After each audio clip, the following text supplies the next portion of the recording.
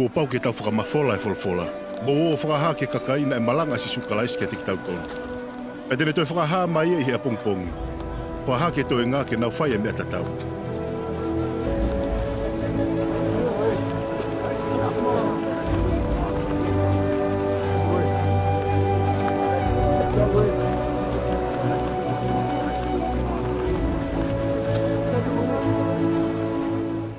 Ko mau mamata ke Sīsū Kalaisi, ne mau whanongo ke re o Fakamoʻoni koe alupe tahai ana e whakatupo e tamai. Naʻe hā mai.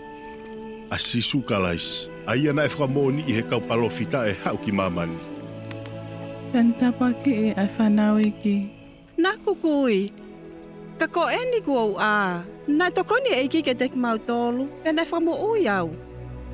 Ko hāʻele mai a Kalaisi. Ne mau wala ke ngai mata e whaoho i hono ni mama hono vai. ʻOku mau i lau te maui. Nā ko tūri. Ka ko eni ku o whanongo. E toi whakahā mai pe e Kalaisia. Maua mi ke tau. O kone whawhe e tāko toa ke ina se ne lelei.